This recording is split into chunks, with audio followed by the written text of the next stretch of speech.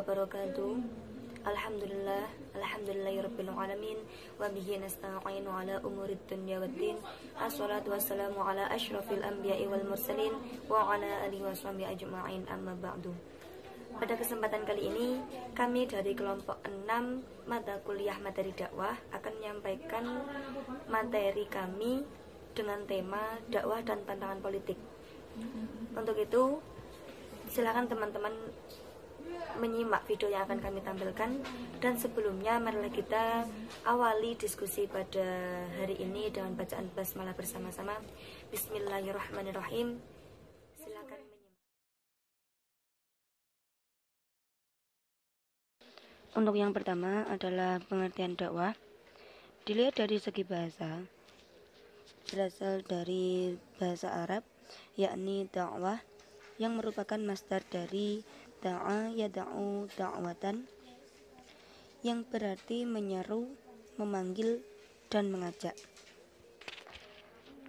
Maka dari itu, dari sudut bahasa, dakwah berarti ajakan, seruan, panggilan, serta undangan.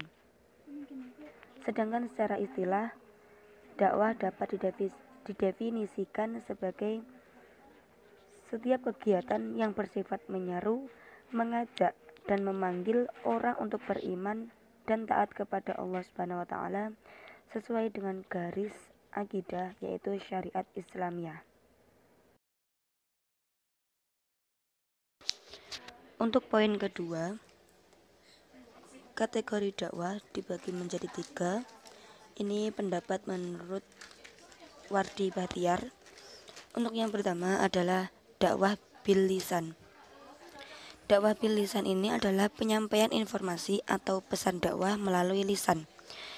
Penyampaian ini bisa berupa ceramah, diskusi, khutbah, sarasian, dan sebagainya. Dan untuk kategori yang kedua adalah dakwah bil kolam. Dakwah bil kolam ini yang dimaksudkan adalah dakwah dengan tulisan, yakni penyampaian informasi atau pesan dakwah melalui tulisan, dapat berupa buku, majalah, surat kabar, spanduk, pamflet, lukisan-lukisan, buletin, dan lain sebagainya. Dan untuk kategori yang ketiga, yakni adalah dakwah bil hal. Dakwah bil hal adalah dakwah yang dilakukan melalui perbuatan nyata, seperti halnya berperilaku sopan sesuai dengan ajaran Islam, memelihara lingkungan, mencari nafkah dengan tekun, ulet, sabar, semangat, kerja keras, serta menolong sesama manusia. Dakwah ini juga dapat dilakukan dengan cara pendirian rumah sakit, pendirian panti, dan memelihara anak yatim piatu. Untuk poin yang ketiga adalah pengertian politik. Secara bahasa, kata politik berasal dari bahasa Inggris, yakni politik, yang menunjukkan arti sifat pribadi atau perbuatan. Kata politik dalam bahasa Arab adalah as-siyasah, yang mana ini juga merupakan kosakata bahasa Arab asli yang memiliki arti politik.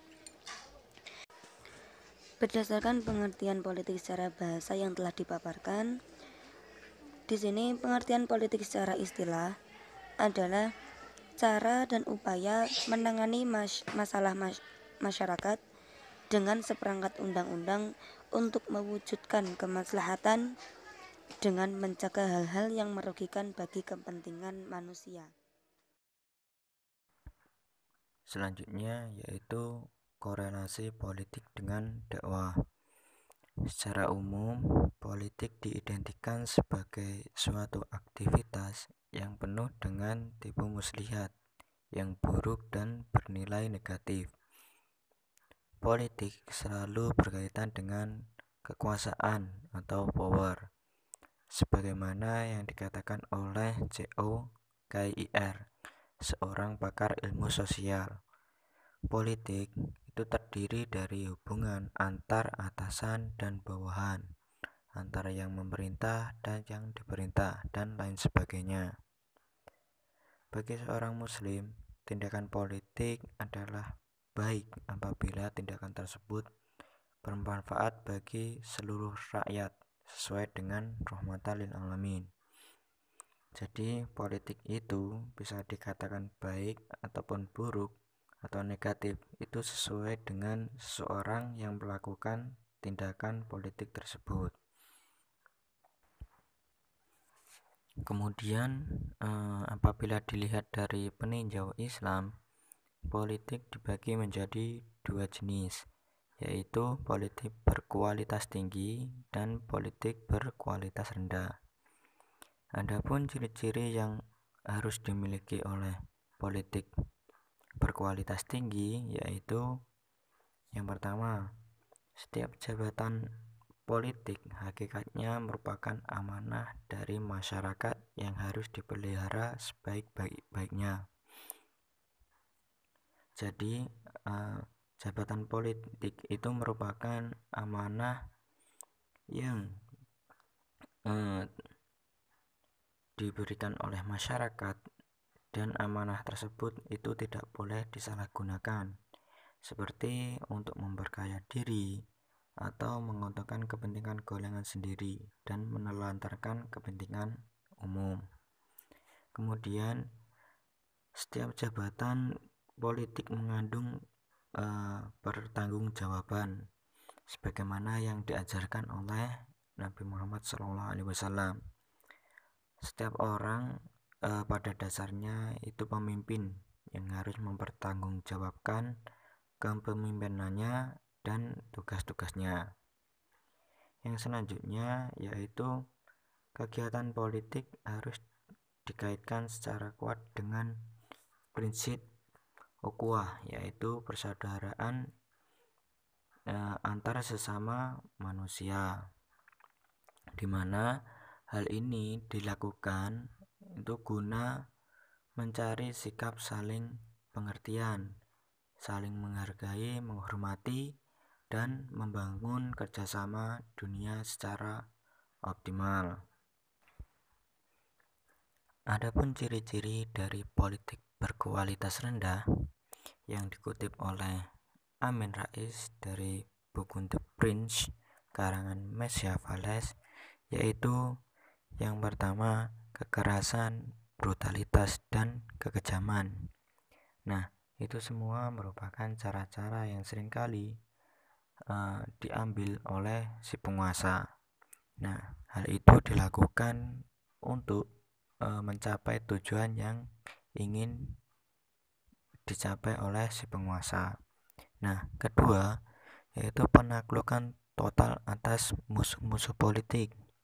Nah, maksudnya hal ini dilakukan oleh si penakluk untuk menghapus atau tidak memberi kesempatan pada musuhnya untuk bangkit, seperti adanya pemilihan kepala daerah atau pilkada. Nah, si calon A pada masa kampanye ia melakukan kampanye hampir ke seluruh daerah, akan tetapi tidak hanya kampanye saja, namun meninggalkan embel-embel suap. Agar apa? Agar orang yang diberi suap tersebut itu memilih dirinya untuk menjadi kepala daerah, seperti itu.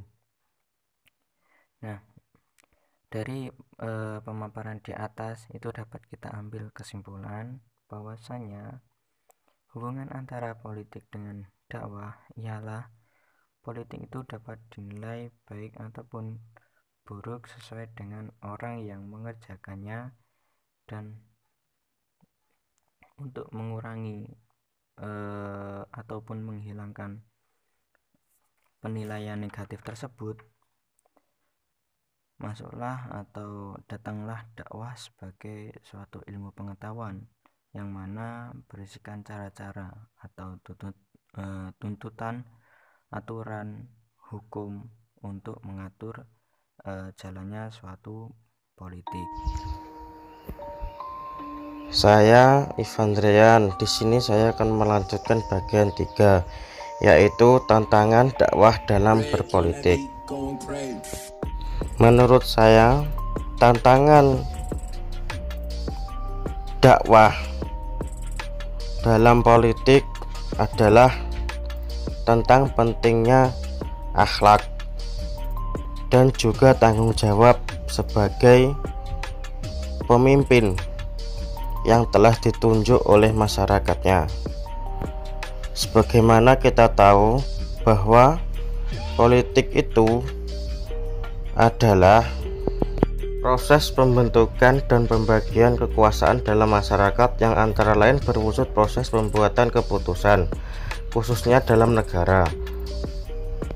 Oleh karena itu, sebagai pemimpin harus amanah dalam menjalankan kewajibannya untuk memimpin suatu negara.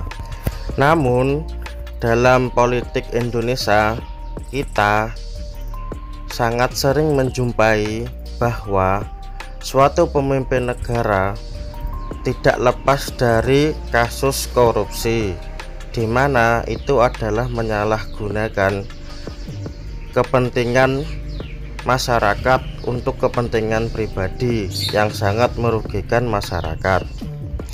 Beberapa kasus mulai dari korupsi dana penyelenggaraan haji, korupsi penggadaian Al-Quran, dan sebagainya merupakan hal yang sangat ironis ditemukan di negara Indonesia yang memiliki jumlah muslim terbesar di dunia. Apalagi pelaku korupsi pada kasus di atas merupakan para tokoh muslim yang memiliki pengaruh secara praktis dan psikologis. Terjadinya kasus tersebut menjadi tamparan yang menyakitkan bagi umat Islam Indonesia. Menurut saya, para politikus muslim Indonesia yang terjerat kasus korupsi telah melakukan blunder yang fatal akibat dari mengabaikannya amanah. Merujuk kepada ayat-ayat Al-Quran, menurut pandangan penulis, pada hakikatnya kata amanah mengandung makna sebagai tanggung jawab personal manusia kepada Allah. Alasan penolakan alam atau bumi, langit, dan sebagainya terhadap amanah adalah karena mereka tidak memiliki potensi kebebasan seperti manusia. Padahal untuk menjalankan amanah diperlukan kebebasan yang diiringi dengan tanggung jawab. Oleh sebab itu, apapun yang dilakukan bumi, langit, gunung terhadap manusia, walaupun sampai menimbulkan korban jiwa dan harta benda, tetap saja benda-benda alam itu tidak dapat dimintai pertanggungjawabannya oleh Allah. Berbeda dengan manusia, apapun yang dilakukan tetap dituntut pertanggungjawabannya. Manusia adalah khalifah di bumi ini. Oleh karena itu, manusia memiliki beban atau tugas untuk memakmurkan bumi. Sebuah tugas yang berat karena menuntut kesungguhan dan keseriusan kita dalam menjalankannya. Bahkan tugas ini jauh lebih berat dari melaksanakan ibadah. Secara sederhana dapat dikatakan sebagai seorang muslim, hidup tidak sekedar menjalankan ibadah mahdhah saja lalu kita merasa nyaman. Hidup sesungguhnya adalah sebuah perjuangan untuk menegakkan kebaikan. Jadi perbedaan manusia dari makhluk lain adalah karena manusia telah diberi potensi kebebasan dan akal, sehingga dengan potensi itu manusia mampu mengenal Tuhannya sendiri, mampu menemukan petunjuk sendiri, beramal sendiri, dan mencapai tujuannya sendiri.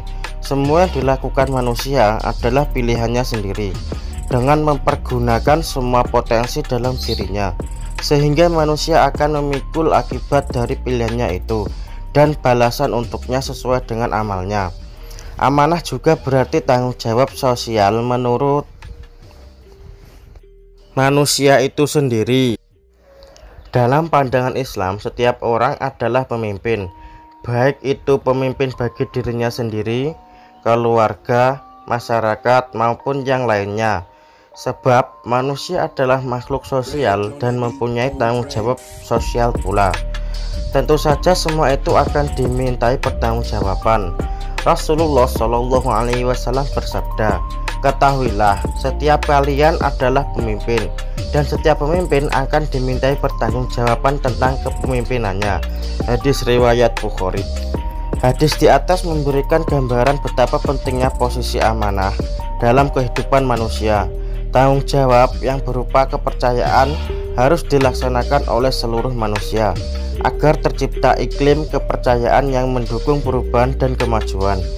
Dalam hadis lain, Rasulullah membicarakan tentang kehancuran yang terjadi apabila manusia mengingkari amanah. Bila amanah disia-siakan, maka tunggulah kehancurannya. Dikatakan bagaimana bentuk penyia-nyiaannya, beliau bersabda, "Bila persoalan diserahkan kepada orang yang tidak berkompeten, maka tunggulah kehancurannya." Jadi menurut saya, tantangan politik dalam dakwah adalah di mana para politik itu sendiri belum mampu mengemban tugasnya dengan baik, karena masih banyak kasus korupsi di negara Indonesia ini yang harus kita selesaikan, di mana banyak para politik yang berkorupsi adalah orang Islam itu sendiri, di mana kita harus membenarkannya bahwa amanah itu adalah yang paling penting, karena kelak semua orang pun yang bukan politik maupun politik pasti akan dimintai pertanggungjawaban tentang amanah yang telah diberikan kepadanya. Dan terkadang politik itu tidak bisa lepas dari agama, di mana para petinggi atau para elit politik menggunakan agama sebagai pelindung politik itu sendiri, di mana mereka mengampanyekan bahwa agama lah yang sangat penting bagi mereka, tentang kepercayaan, tentang akhlak, tentang amanah. Mereka tidak akan pernah lupa.